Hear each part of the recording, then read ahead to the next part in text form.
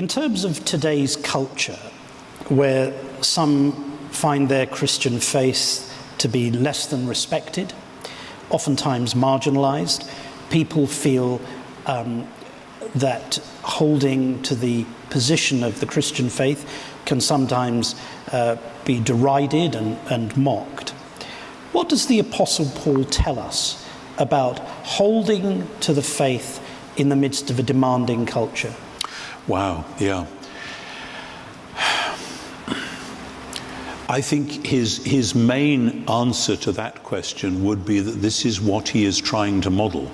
And sometimes he is modeling it at the heart of a vibrant, loving, happy community that he's helping steer. Often he is modeling it when he's in prison, when he is just saying, I am going to be loyal to Jesus, quite literally, even if they kill me.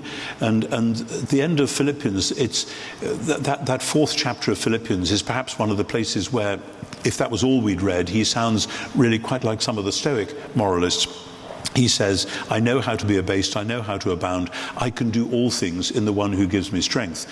And there he is, I think, actually upstaging the philosophers who are seeking to have a humanness they can be proud of. And it's not in himself, it's in the Messiah. And so in the power of the Spirit and in union with the Messiah, he says, I can do all things. Pantadynamai, extraordinary. And in that context, the same, just earlier in the same passage, the famous bit, rejoice in the Lord always, etc., which is set to music and wonderfully sung here and there.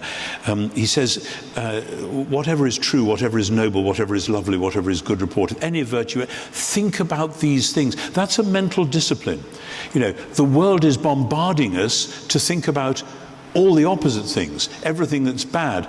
My phone just updated itself without my asking it a few days ago, and it's produced a Google feed which is all sorts of things that I actually don't want to think about, and telling me all sorts of stupid things and rather unfortunate things. Why do I need that? I don't know how to get rid of it, actually. If anyone can tell me afterwards, you happily reprogram it for me.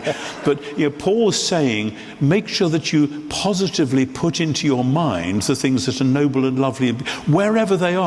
And that's not just in the confines of the Christian community. That's, you know, go to the art galleries, celebrate human creativity, look at the beauties of the world around you. And then he says, but whatever you've heard and received and seen in me, that's what you're to do.